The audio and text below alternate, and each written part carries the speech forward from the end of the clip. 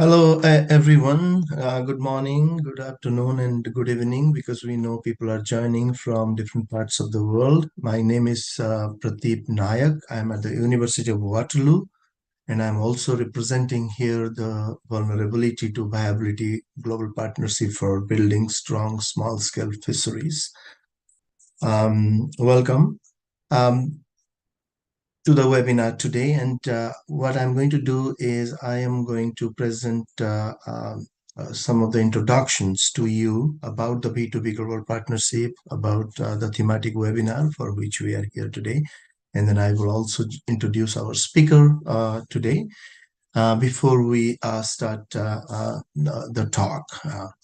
And there will be an opportunity to ask questions. Please write your questions in the YouTube text box, and we will read it out to our speaker today. So the Vulnerability to Viability Global Partnership is a transdisciplinary research, knowledge, and action network with over 100 members from Africa, Asia, Canada, and internationally. The goal of the partnership is to support small-scale fisheries in their transition from vulnerability to viability. The way we understand this transition is not just from vulnerability to viability, but also, communities moving from viable situations to vulnerability situations. So we look at multidirectional and multidimensional aspects of vulnerability and viability. Our focus is fourfold at this point in time. The first one is to co-create and co-produce knowledge that is required to engage in this transition process. The second one is to hold this knowledge, co-produced knowledge, in a way that can be used by communities, policymakers, practitioners, and other interested people in the transition from vulnerability to viability in small-scale fisheries. We're also focusing on building or developing transdisciplinary capacity that is effective in facilitating the transition, but also with all the co-produced knowledge, our objective is to synthesize, integrate the knowledge in a way that inform policy, practice, and theory around vulnerability to viability notion. The B2B Global Partnership aims to identify the diverse factors and conditions contributing to the vulnerability of small-scale fisheries and engage collaboratively with small-scale fisher communities around the world and other key NGO, government, and university partners to enhance small-scale fishery viability. We're conducting transdisciplinary community-engaged research in 6 countries in Asia. That includes Bangladesh, India, Indonesia, Japan, Malaysia, Thailand, and 6 countries in Africa that includes Ghana, Malawi, Nigeria, Senegal, South Africa, and Tanzania. In doing so, the B2B Global Partnership brings people and organizations together across physical, cultural, disciplinary boundaries through a shared interest in addressing global change impacts on small-scale fisheries. The B2B thematic webinar series, for which we have gathered virtually here today, is an initiative of the B2B Global Partnership to facilitate and generate high-level discussions on vulnerability and viability themes and topics within the context of small-scale fisheries. The goal is to feature academics, representatives of the government and intergovernmental organizations, practitioners, and members of the civil society who have made significant contributions to the theoretical, practical, and policy aspects of small-scale fisheries, both locally and globally. B2B thematic webinar series takes place on the last Friday of every month, and it will continue to be so during the rest of the year, 2023, and in 2024 as well. The series is available internationally through live streaming on YouTube. Details regarding the webinar is available on our website, which is www.b2bglobalpartnership.org. Today's webinar is the 11th in the series of B2B thematic webinars planned for the year 2023. And it is the 35th since January 2021, when it all started. And it is my privilege today to introduce Dr. Basant Kumar Das as our distinguished speaker for the webinar. Dr. Basant Kumar Das is the director of the Central Inland Fisheries Research Institute, ICAR, West Bengal, India. He obtained his PhD in agricultural sciences from the Orissa University of Agriculture and Technology in India and continued his postdoctoral degrees from FRS Marine Lab in Aberdeen, Scotland, and Bourns College of Engineering, University of California. He is also the president of the Professional Fisheries Graduate Forum and president of the Orissa Fisheries College Alumni Association. Dr. Das has been the chair and member of several professional, international, national, state level committees on fisheries management. That includes being on the Executive Council as a member of the Indian Science Congress Association and NASI Council, Biological Sciences, in the National Academy of Science in India. Dr. Das is the recipient of numerous awards and recognitions for his work focusing on small-scale fisheries, aquaculture, molecular immunology, fish health management, fishery-based livelihoods, development, and fisheries governance. Prominent among those are the fellowships of International Society for Environmental Protection and Fellow of National Academy of Agricultural Sciences, NAAS, in 2019. He is credited with publication of over 100 peer-reviewed research papers, book chapters, and books. Dr. Das is also a co-investigator and country coordinator in India of the V2B Global Partnership, and I'm very proud to announce that. It is my honor to invite Dr. Basant Kumar Das to deliver today's talk for V2B thematic webinar series November 2023, and his talk is titled as Small-Scale Fisheries of Wetlands and River Ganga with a special emphasis on climate change. Thank you very much, Dr. Das, for making time to give this talk. The floor is yours now. Thank you, Dr. Pratik.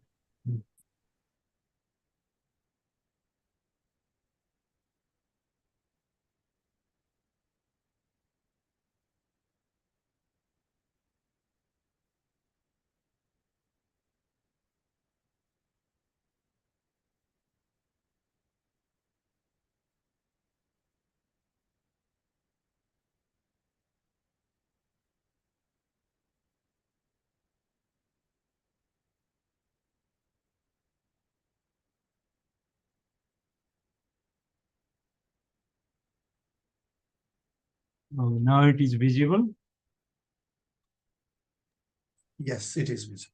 Thank you. Yeah. So thanks, Dr. Pratik, for providing an opportunity to this platform to share what are the works are being done in India in terms of wetlands and rivers that the institute is working. Though it is as a concern in this global partnership, most of the focus is on the small-scale fisheries on the estuarine or marine systems.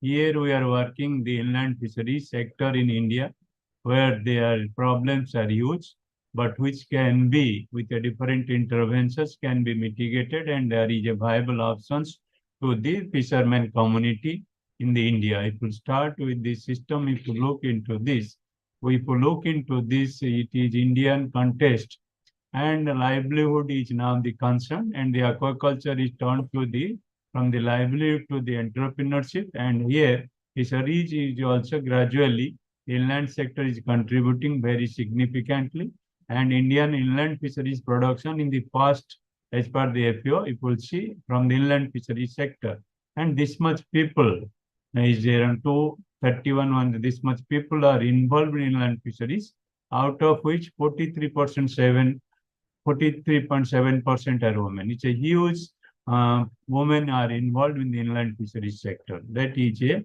significant. We have valued the, when you are talking of the gender issues in fisheries, that is, we have to value these sectors in a large scale. Again, if you look into the why it is concerned, because if you see the Indian incarnation, the past incarnation, it's Lord Vishnu from Matsya Avatar. Again, Ved Vyas, the author of the Vedas, the great epic in Mahabharata, is the son of a fisherwoman. So this is the mythological importance from fisheries has been taken a great respect from hunting, gathering to worshipping. Then if you will have a social issues for the livelihood, then economic entrepreneurship, and finally a business model. If you coming into the all aspect, and it is the integral part of the cultural system of Indian system. Again, if you look into the concern, we are more concerned, I talk the wetland fisheries because there are four states, so because of other is also there, the Ganga deltaic basins and Brahmaputra deltaic basins, and three states in Ganga basins like Uttar Pradesh, Bihar and West Bengal, and another Brahmaputra Assam is mostly widely distributed the wetland resources. And there are some connected and unconnected wetlands, and the biodiversity is huge. If you look into the Ganga, and 210 species we have reported from our study of 8 years in the institute, and it is a huge resources out of 70 plus commercial fish. And if you see, a lot of people are dependent on the river things. Again, equally important, each wetland you will find there is a cooperative societies, and these cooperative society go for largely on the fishings, and there is a culture-based fisheries to increase their production in these systems. Again, what are the challenges you could see? In these challenges in the wetland fisheries, the ownership issues from due to common pool, then conflict with the agricultural sector for the use of water and all these things. Then lot of encroachment is taking place because of urbanizations and maybe agricultural activities. Loss of river connectivity is a major concern because it is because, and there is also gradually the depth is reducing because of siltation, other things. Again, there is a governance and institutional arrangements is a long way it's happening because of leasing policies, changing in the governance in the cooperative societies, then awareness in use of sustainable fish production is somewhere also they willing to do and not willing to do. And first, next is the water abstractions. Again, there are something in the West Bengal, is most of the jute rating is a concern. Maybe some other places, states is a different issue. So what is the present need with looking in the challenges? If we see, we have average present is 400 kg. Potential is 2000 kg, we have estimated. Gap is 1600. So this is, if you see, if we address this vulnerability and go to the viable aspect of this, so we can have a sequential increasing all these things. It is not our intervention. Government of India has started the wetland fisheries, how to sustain it, but there is a intergovernmental or within this there are departments like water resources, maybe forest, climate change and forest department, Ministry of Fisheries, then revenue department. Within the four department there is a no coherent system is working in certain places, and maybe Ramsar sites are gradually being declared, some other things, and fishing and all the fishermen communities also. So conservation and restoration of the ecological integrity of the important littoral wetlands is more precisely, and we can promote because of the gap is 1600, we can promote the culture-based fisheries in the identified floodplain wetlands is a model systems that can be replicated based on the situational changes. And ensuring easy availability and quality seed, sometimes talking of the wetlands, that is also because of the lot of things, predations and biodiversity, such things.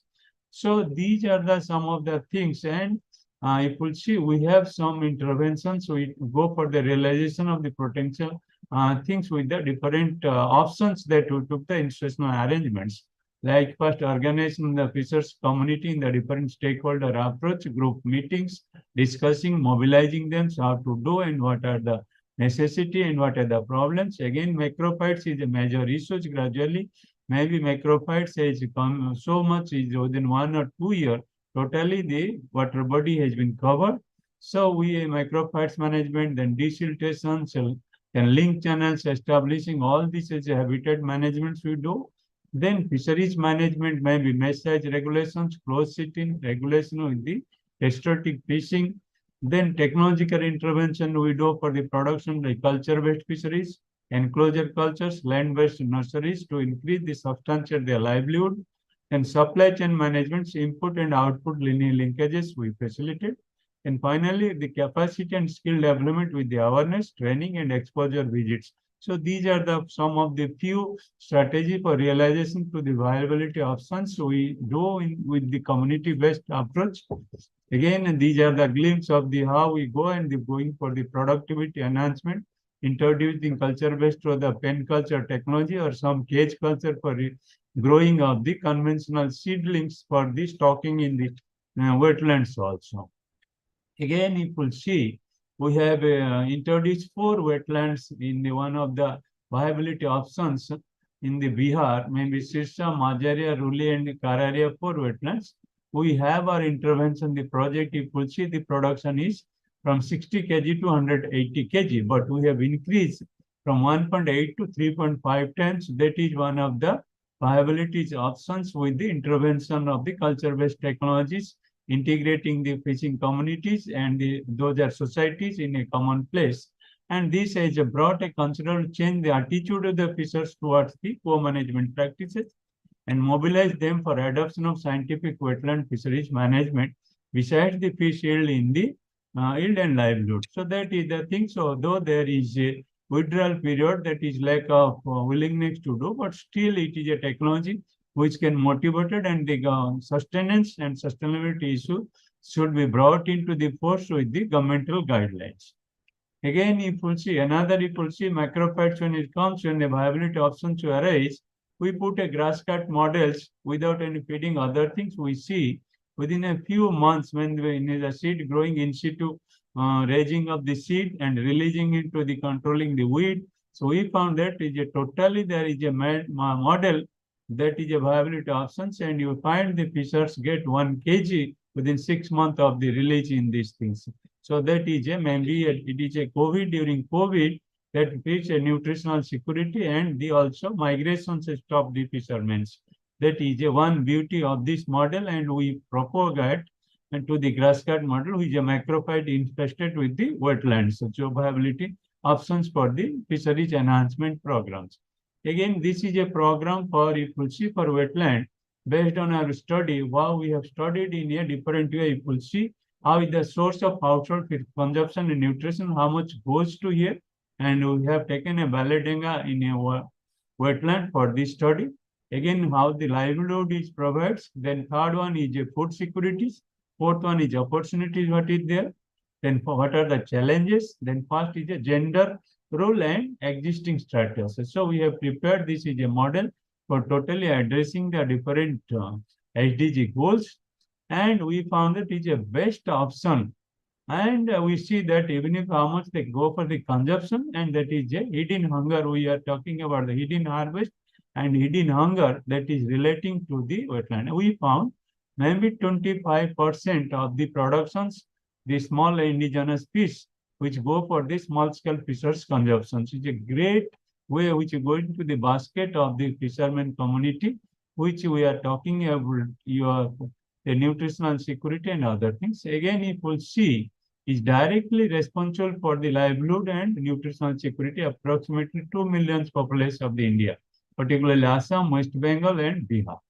An annual income of individual where wetlands is, you will see 68,500 monthly. You will see indigenous species contributing to 38% of the annual income also. So these are the, you will see, but there are challenges, and that I told siltation, less precipitation and prolonged dry spell sometimes. Then you will see water abstractions. Then failure of recruitment of failure fishes because of jute rating, other things, and loss of river connectivity, heavy rain, and sometimes flood also. Then governance issues. These are the challenges if you see. But if you see, we are so much confident because there are a lot of diversities available. So climate resilient technology we have developed to see that, and we have a effective and equitable governance in the aspect. So again, I told the gender has a greater role. I have told maybe 47.8% women are involved. Even if each year in the Bengal we have seen gender is a greater role in this type of management practices. Again, we linking to that, we have a climate change study in inland fisheries. So we have the made things how it is a climate vulnerabilities. It is impact on production and ecology of a system, farming and fishing opportunities, community and livelihood, then wider society and economies. So four pillars in impact on that. Then we have adoption strategy and measures. And if we see the first, the climate we have, maybe extreme factors, temperature, rainfall, a flood, drought, heat waves, wind patterns. These are the climate variability we have taken and studied in case-to-case basis. And we see the what is the production yield in the species diversity composition, breeding and recruitment, ecosystem health, and disease outbreak. So these are the production ecology pattern. Farming and fishing is a fish stock and culture system, safety, efficiency, infrastructure, processing and transport. And community and livelihood, that loss and damage to asset, social vulnerability, livelihood strategy, risk to health and life, and displacement and conflict. These are the livelihood community. Then wider society and economy, adoption and mitigation cost, social and market impact, water availability and allocations, floodplain defenses. So these are the study impact on this we have studied, and how it is the adoption strategy, diversified livelihood options we have given, social capital effects we have given, diversified farming and fishing operations, early warning systems for this system, ecosystem-based management, improved strategy and contingent planning, flexible nature of resource rights, and improve infrastructure. These are the climate change strategy we are studying on inland fisheries. We are focusing mostly here wetland aspect in a length. If you see, this is a floodplain, is a vulnerability. We have 14 indicators we have given here for see climate, water quality, reproductions, and population biology. And we have a different scoring we have made 1 to 10. Then what is the exposure scores? Then initial sensitive scores. Then we have expert-based review and corrections. Finally, final exposure scores. Then final sensitivity scores. Then your scoring weightage. Then logical rule rangings. Then vulnerability index we have calculated. And we have found species is more vulnerable to climate change in Assam compared to West Bengal.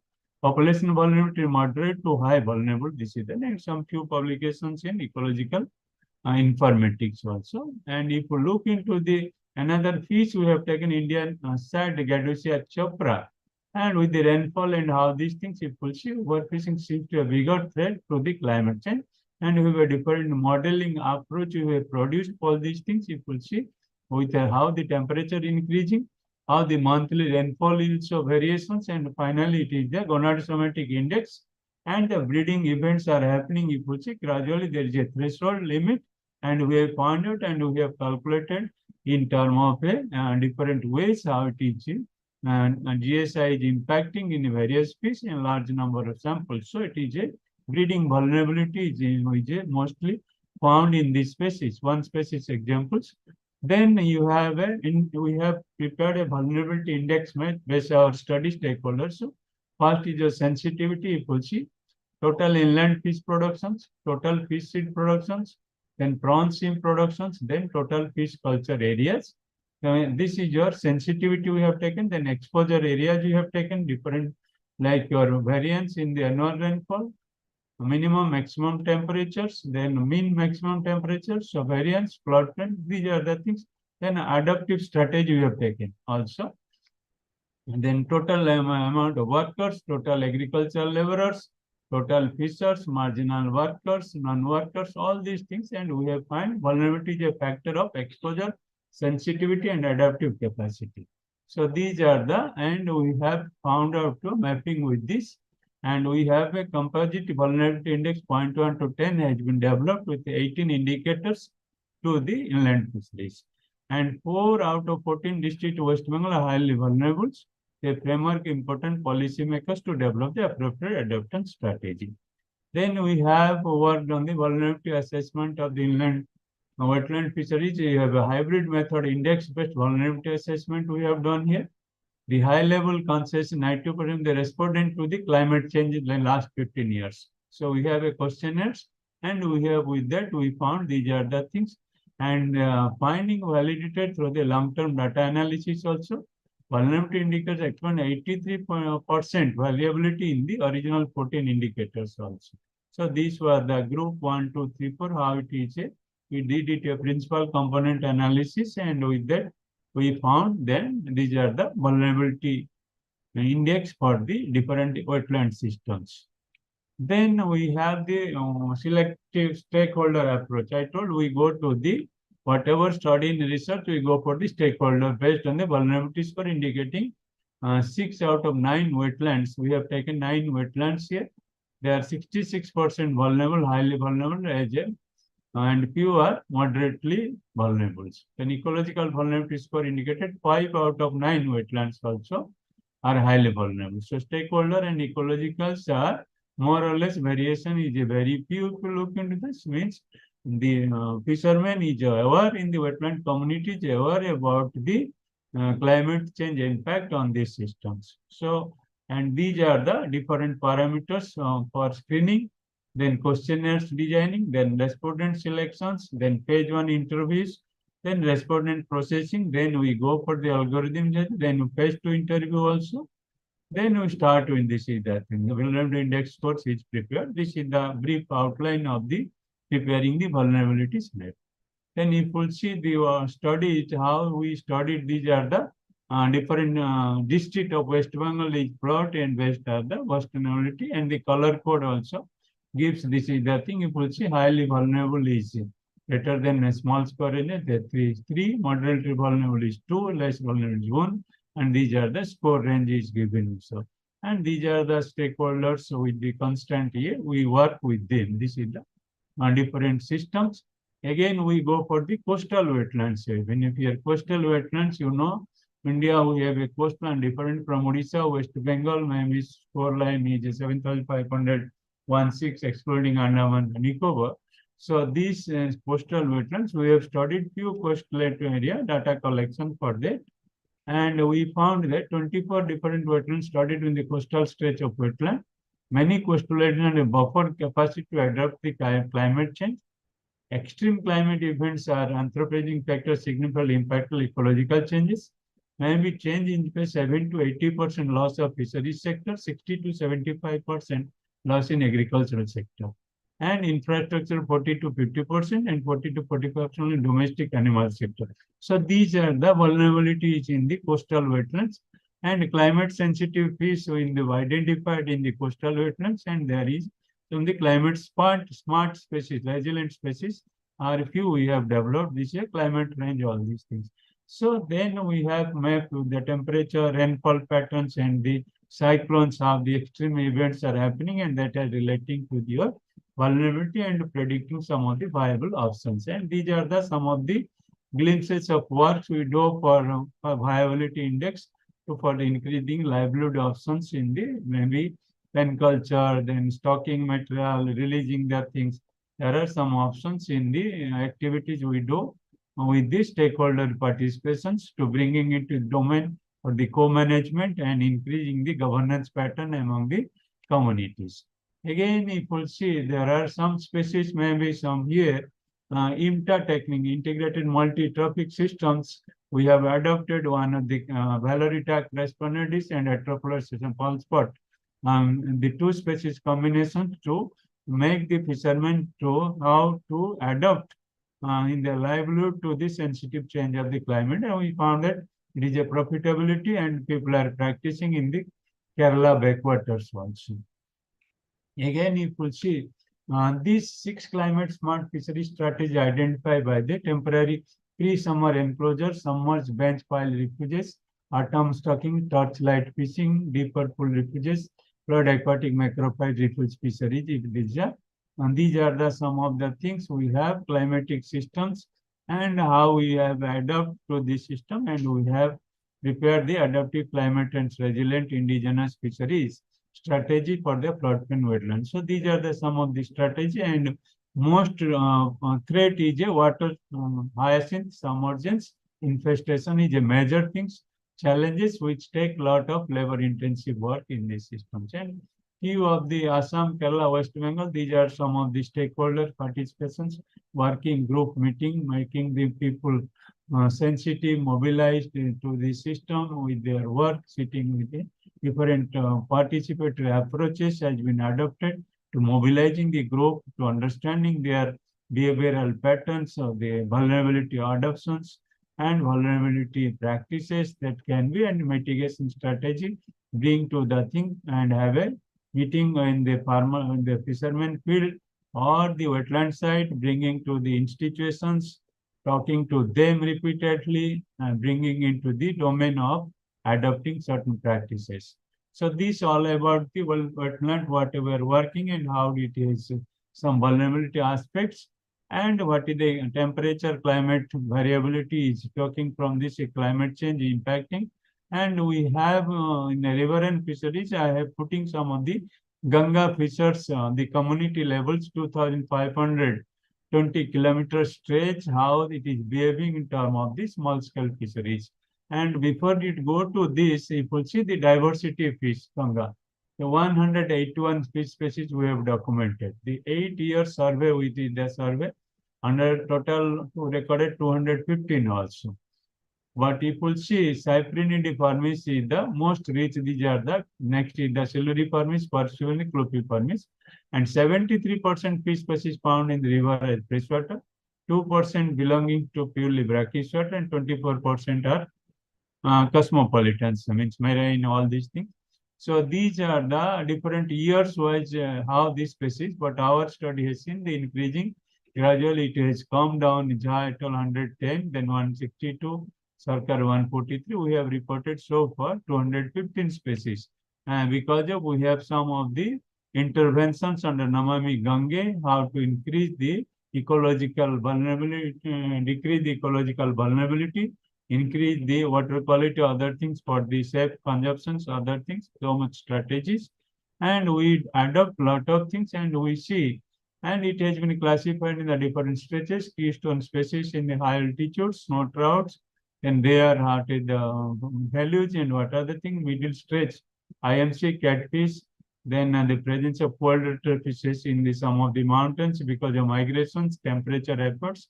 Again, if we go to this lower stretch, mostly Boxer to Triveni in the Ganga, 123 fish species, 180 native, 5 exotics, and role of exotics in the different climate change we are going to study also.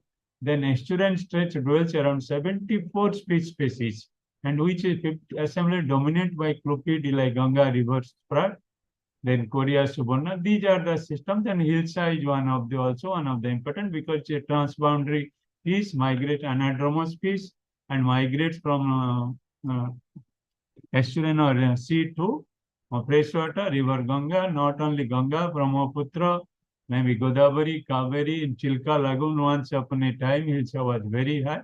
Now the population is totally nil, if you see. And Devi estuaries also mouth. These are the some of the stretches. What is a concern, and we are planning to work the regenerative Hilsa fisheries in this system also. Again, if we'll see how the fish is distributing from Bijnor to Prajarganj. So, the species diversity from distribution, maybe Bijnor, Naroda, it is the confluence regions that has a different impact on the fish availabilities. And we found a lot of things are happening and how we can link with the different aspect of vulnerability to viability. We can put here and you find out how it is the changing pattern. And based on our recommendation, Government of India has a Artha Ganga concept to have a viability options to this. Then if you see there are some commercially important fishes, I told food fish is 65%, sports, ornamental and sports fisheries are maybe 31%, 2%, and less important fish is 2% in this year. So mostly commercial fish which go into the socio-economic condition, fishermen, all these things. And other fish is most of the biodiversity and conservation aspect is more important for looking into the different aspect. Again, if you see the exotic species is again, is introductions is taking place and escaping to the river environment. They are surviving and they are hardy, they are manipulating the systems. And if you see, these are the 7, 8, starting from African mangrove Garipinus to suckermouth catfish recently are found in the different exotic species percentage in the river. And besides common carp in the Prayag, that is Allahabad portions, and some other things. And gradually today our interventions and river ranching program, which is a viability options, has led to increasing the production from May 2019 8.5% to 12.5% of the carp, Indian major carp. We work on that. So that is a viability options in the river when we are going for the river regenerations and river ranching program also. Again, other things you could see, again, we have classified based on the endangered, vulnerable, threatened, near the threatened. 7% of the total species are threatened. 10 are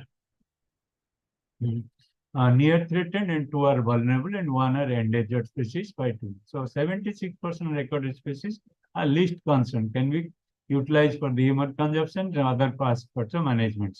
So again, Tehri and Haridwar were confronted with the maximum abundance of threatened species, because I will teach you to know Mahasir is endangered and we say ketone species also to the system. Again, we have go for the, because of fish catch is one of the important aspect. We have surveyed maybe 5 states is a lot of stretches. You will see we have maximum contribution of the price Mahasir is 56% in the Tehri. And middle stretch fish catch of Buxar to Barakpur is increased 39% in our study, and fish catch in Patna increased 26.7%.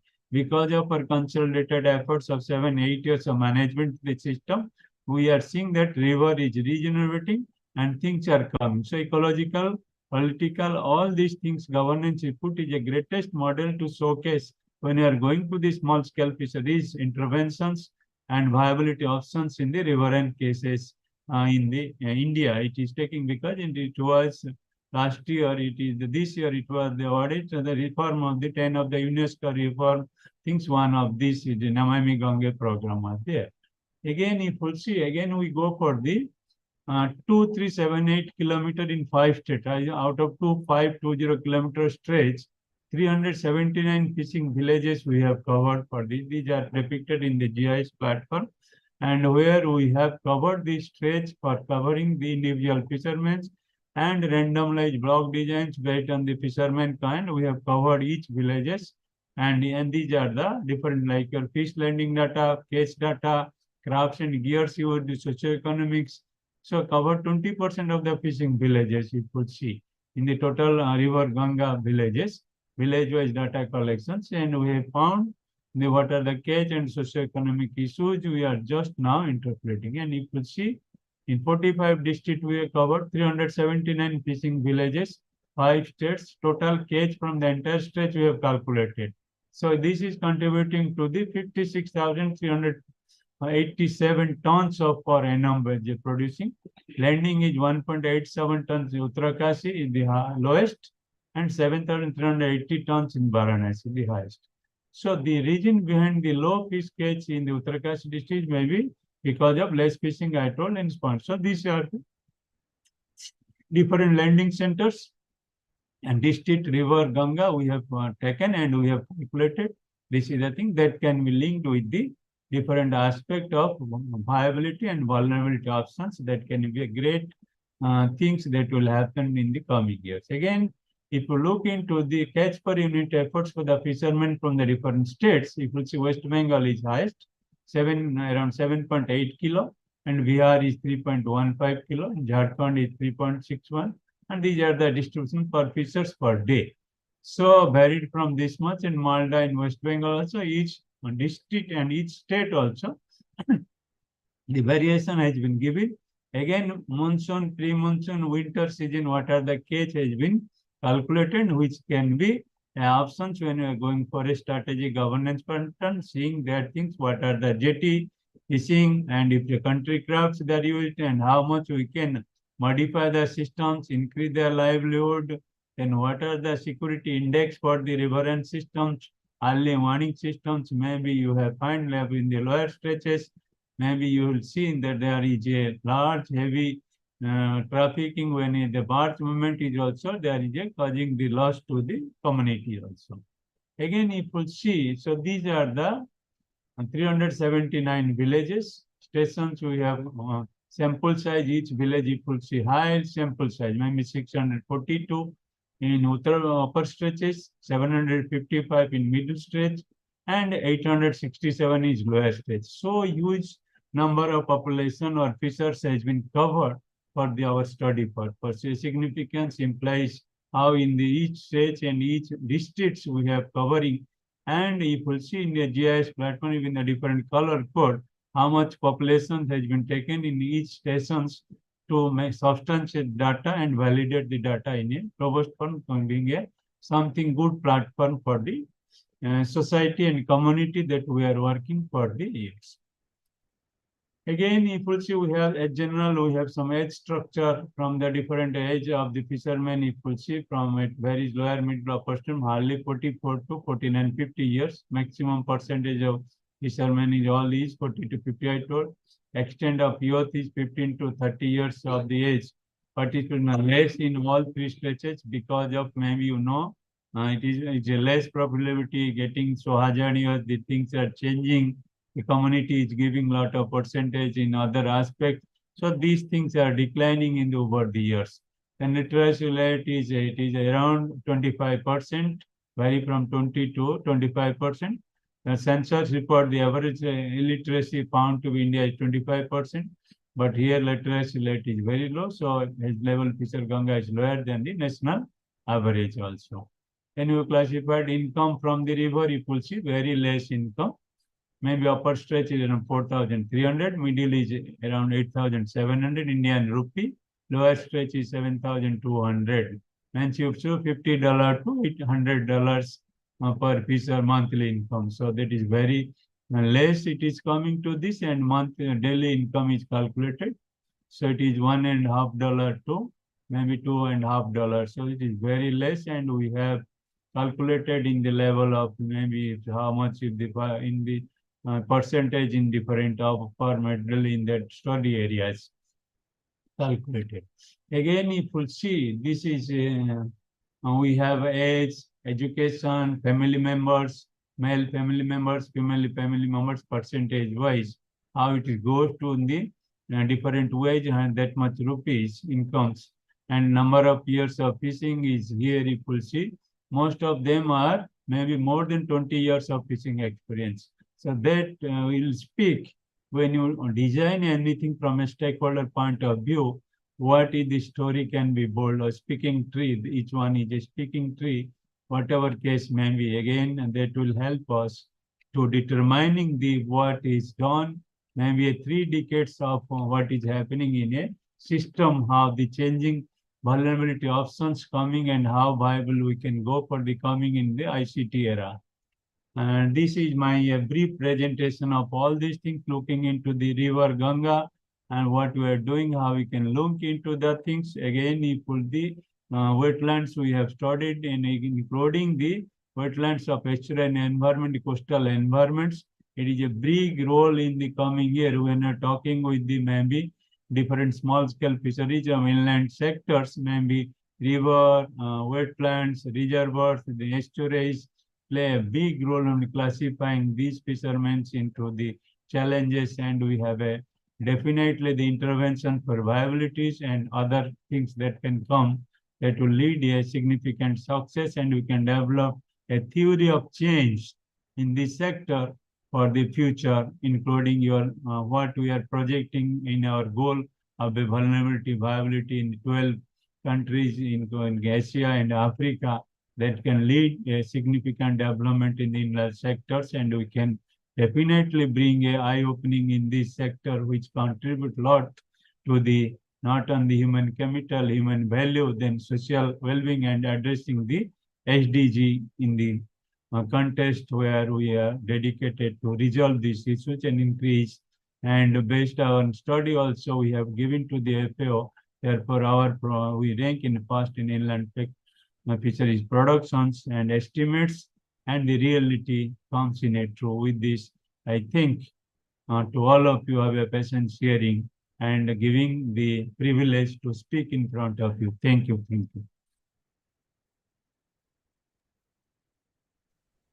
Thank you very much, Dr. Das. That was really enlightening, the fact that inland fisheries play such a crucial role in not only local economies but also national and international areas. is highlighted thoroughly in your presentation. And there are a lot of really good points that have come up, for further discussion in terms of, inland fisheries related vulnerability, viability issues. We will now move on to the question and answer session. So we're keeping an eye on any questions coming from our audience that are watching on the YouTube. But I have one that I will read it to you from Professor Derek Armitage at the University of Waterloo. And Derek is writing, "Thank you for the very important insights on the importance of inland fisheries. You mentioned the wetland fisheries intervention led to greater acceptance or appreciation for co-management and scientific approaches.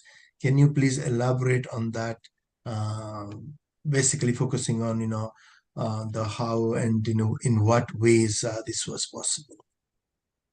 If you look into the wetland fisheries, first of all, we relocate the wetland and go to the people, address what are the issues. Because if you see, there are two different strategies of wetland people working in Bihar and West Bengal. Maybe West Bengal is well managed and Bihar is less managed.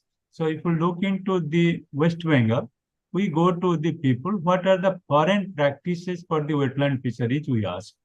Then we see what is the willingness to adopt our scientific culture-based technology. Maybe simple pen culture interventions can increase a production of a tune of 25 tons into pen 0.1 hectare each. We raise the fingerlings instead of 20 gram size, stock in the wetland. We raise this in the in situ, then we release in the wetland. Based on the species availability, we adopt few species like Indian major carp, rohu, katla, mrigal. Somewhere grass carp, grass is dominated. Then there are some auto-recruitable species like Puntius sarana. These species we introduce. Suppose we take 2 pen each example. We stock 30,000 each in pen. We give some feeding strategy. So 60,000 it grows, 80% survival. So 48,000 to another 24-ton production comes from 2 pen if you are giving, each one growing 500 gram, which a culture period of 6 to 8 months in the wetland. So that much gives around 36 lakhs revenue to each of the officers. So accordingly, we give a demonstrations and calculate. First 2 years, we have a demonstration and productions. Next year, we ask them to work on that and we just manage with the scientific intervention. In the between, we have a group meeting, training, exposure, bringing to the institute, constant interactions. Then we have a PRA techniques. What are the problems we rank? Then we have a social mobilizations. In between also, we see the consumption pattern, how they behave. So all this, what are the sustainable issues that are things, then we translate into the action with their things, and we just have a line department, we have a linearage relationship. Then we build up a robust relationship with the community, with their co-management practices, and things are happening. So this is a nutshell we do for the wetland fishers to make a viable the options. And we have noted so much. When they will see my third, fourth slide, I have given a wetland things we have developed. And this was not a single project. We did in 3 projects. One project, Wild Fish Window 3, and another is 4 wetlands in Bihar, sponsored by the National Fisheries Development Board. Then we have some SCSP, TSP fund, where we go for the tribal communities for the involvement. Thank you. Thanks very much, Dr. Das. And the second part of that question is that the increase in yields was impressive across the 4 wetlands, but how were these benefits distributed? Was there a mechanism to ensure some equity associated with these benefits? Was that why co-management was more acceptable? Yeah, there is a benefit because this is a society is running. So the fishermen, though go for fishing, 50% they will take. 50% will go to the society, other things, maybe other things. But if they fish 10 kilo, they will take 5 kilo for them. 5 kilo goes to the society for the other leasing, other things. This is the thing. And next year, suppose they go for because society keeps some money and some other infrastructure, other thing there. So generally, this is the co-management, and it was in presence because somewhere also society is functionally. Earlier, there is a lessee system, they have solved it somewhere. So we brought everybody into things. But we have a device, we initiated that each kilo of fish you can keep 10 rupees, which can go for the sustainability issues for next year. If you're harvesting, you can utilize for the stocking material, buying seed and other things. And this practice is well appreciated and they are doing. Even if when a withdrawing also, with the technical support, they are this year, they are practicing in their own pace. Thank you. And when you say society, this is you're referring to the cooperative societies, the institution itself. Okay, thank you. The next question is from Ajibade Matthew from Lagos, Nigeria. And the question is, I'll read it. And how do they always solve their challenges? And I think, when you listed a number of challenges to viability, both in the wetlands and the river systems, the question here is, how do people address or respond or solve their problems? Few challenges cannot be like your siltation, that cannot be solved. But if community participation with clearance, it has been solved because one of the largest wetland is totally weed infested.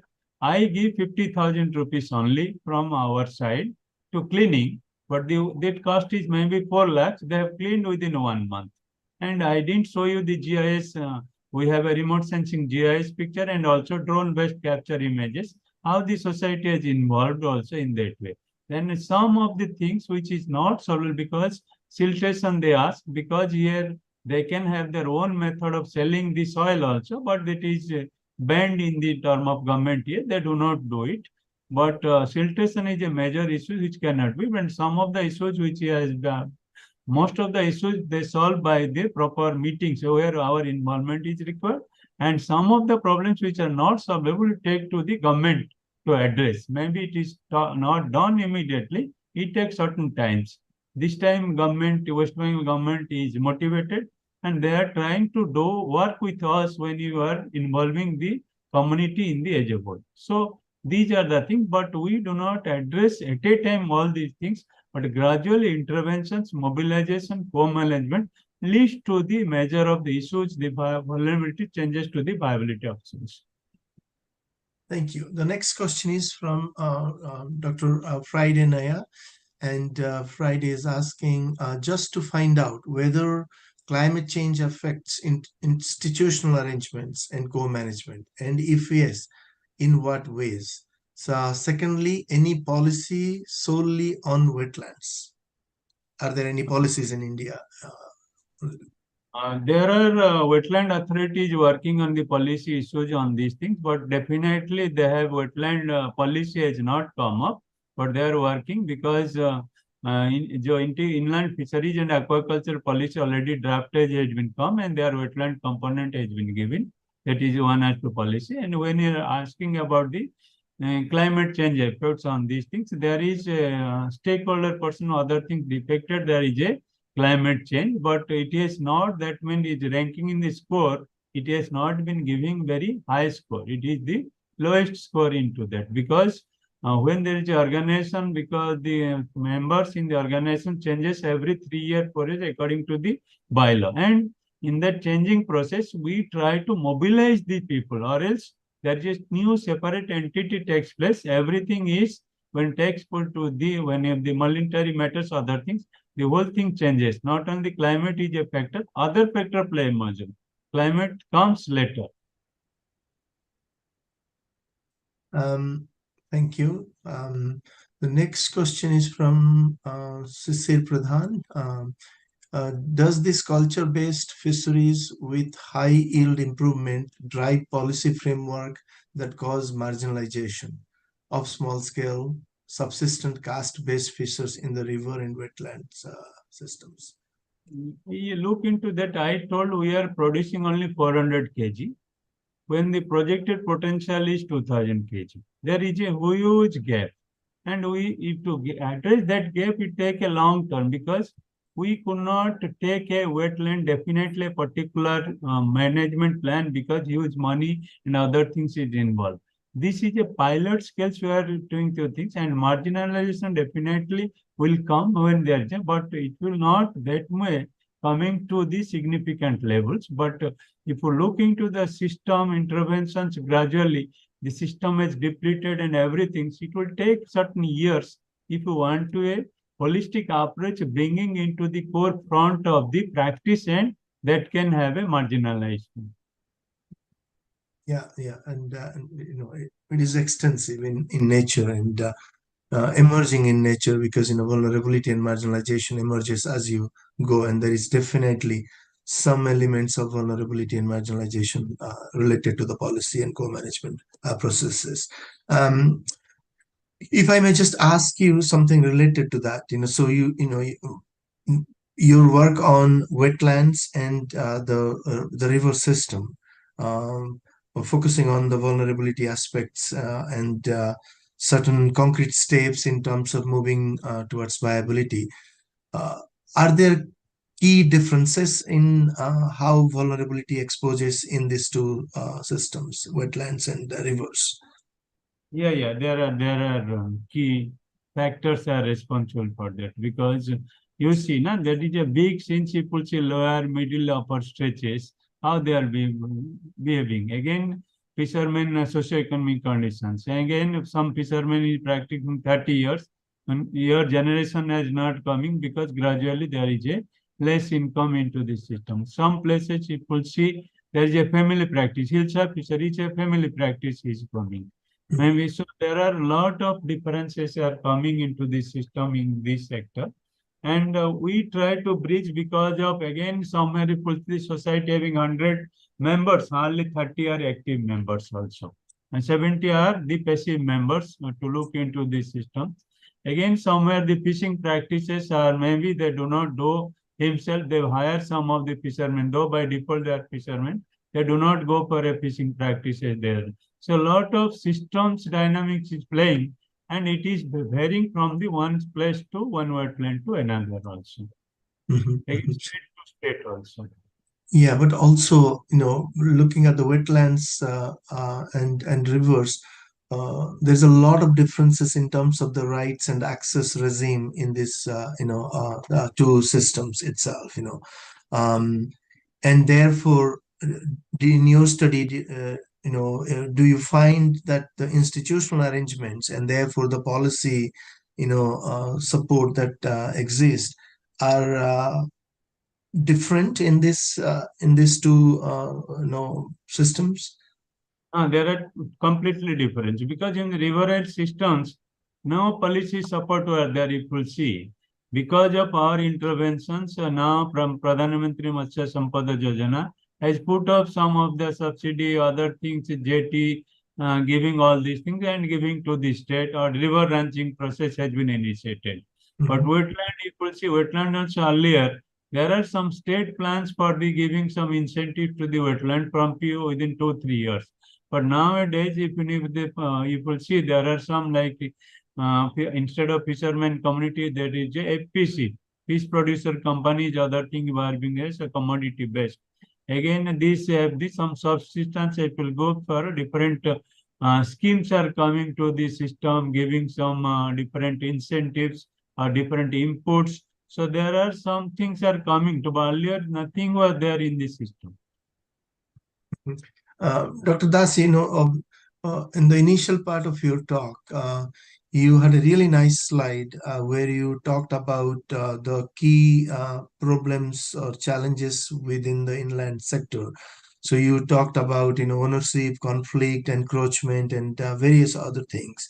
Um, but when you showed us outcomes of your research, where you really talked about some of the effective measures that are being taken up. To what extent the new measures or interventions have been able to address the series of problems that you talked about in the first part of your study, like especially interested in the ownership and the access and conflict. problems of encroachment and other things. You see, if you see out of suppose for wetlands you studied, ownership conflict is a basal level. Maybe we'll see maybe 70% we have nullified the things and people are in the major domain. And even if changing in the their ownership or the societal president secretary, they are willing to contribute and go for the motivational ways. It's some of the 25% of the wetlands has a different aspect. It is not that in total behaving in a at parallel levels of each of the wetlands that we are studying. But some are issues, but it is bit difficult because of maybe political governance and local issues that are the things. So there are some cases like they are 100%. We have changed the whatever issue was suggested, and few cases we are only run to the 20%. Therefore, when we are mapping in this system, how it is stepwise systems are happening from one to case and why it is not happening, the constraint is also being documented. So it is in many ways, beyond just fisheries management, by looking at, the other socio-economic and cultural policy aspects of, of how can viability be achieved. Before I bring it to an end, so I have two smaller kind of, questions, not questions, but, um, um, things that I would like you to elaborate a little bit on, based on your talk. You mentioned about climate sensitive and climate smart fish species. Can you, elaborate a little bit more on that? Where is the origin, and why some fish are climate, smart, and why not others? Yeah, there are some fish I mentioned like your Puntius category, Chana or climbing for Chana bass category. These are a high level of maybe water stress they can tolerate, means even less water when temperature is going up and they will grow. So we have found in that in the temperate region all these things and found in a different small importance and evaluated. They can also breed also. And we find out these are the climate resilient fish which can be propagated with the extreme climatic conditions also. And some fish which were dying when temperature is increasing, the fish are dying, populations are declining. So accordingly, in the wetland, we have a diversity when analyzing. We found this is the fish species. They are gradually diminishing in the wetland and wetland water level is coming. Again, we have consulted the stakeholders also based our study. Again, we do same thing put on the stakeholder. What is your perceptions within this species when you are water depth, temperature, how these things, and that I can have classified the climate sensitive and climate resilient fish species. And accordingly, we are propagating and developing models. I have given here a few, but we have 9 to 10 species that are the climate resilient. Again, we link with this, some of the nutri-smart also. Out of that, what are the nutrient contents are coming and that can be benefiting all these things. So climate sensitive and climate resilience along with the nutri-smart and that will linking with the livelihood. Thank you. And my last question is, of course, about linking with the notion of V2V. And you are a big part of the V2V global partnership. And so based on your focus on inland fisheries and the importance of the sector itself within the small scale fisheries sector, uh, what do you think in terms of the key approach we can take um, to engage in the transition from vulnerability to viability in small scale fisheries? If you look into that, whatever we have association with B2B and the transition, other things, if you look into that, whatever the things we do for the marine, other things, we only documented the options and what are the vulnerability and a. We did not have nothing to do for viability options in whatever we studied and whatever presented all these things because it is beyond our control. When we are talking with this type of inland fisheries sector, there is a lot of things like your global fund is coming on climate change. So where we can tap for the fishermen village wise, where you can have a viability and model villages to a climate smart practices. The transition pageant, this river and other things, it is it in our control system, living the extreme conditions like flood and disaster, so many things, other conditions are there. So when you can have a early warning systems and other facility in this system can be developed with the help of the meteorological things and other things, and we can have these are the some of the phases, and we can have a options like we have a river ranching program for the river and culture based fisheries here. It is a definite options when I going for the viability option. This is a transition phase where we can bring a national changes in a long run, and that will be a model systems when you are extrapolating like a definite fisheries we are working in the case studies where we can have a governance practice to the different policy makers for the adaptive system. Though there are so many systems like your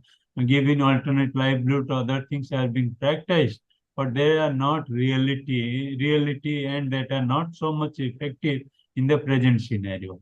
So these are the some of the issues that can be taken place, because when you are promoting aquatourism, other things, if you see plastic and other things, microplastics, everything is coming into issues which is leading to the another vulnerability options. But we'll see a sustainable, like we are going for natural farming, nature-based solutions. So we are just talking that way. So here it will be provide nature-based solutions. Like I told, the auto-recruitable species, lot of biodiversity and high values also.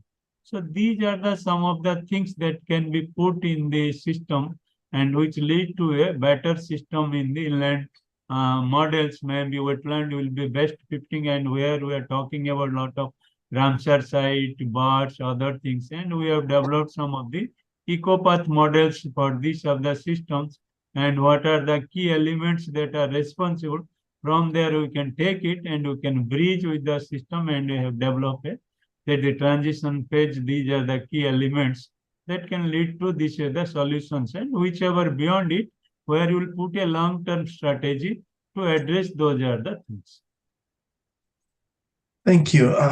And that shows that how much work needs to be done further, based on the rich work that you have done and others have done.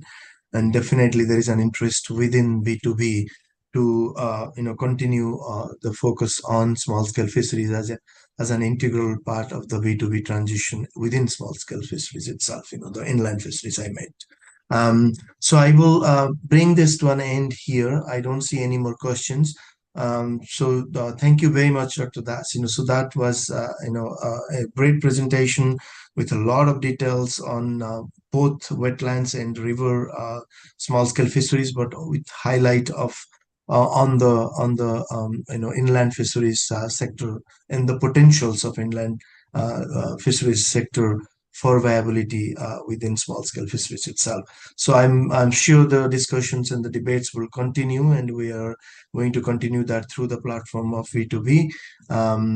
But thank you at this point in time, and thank you to the audience, for asking those nice questions and listening to the talk. And we will have our next webinar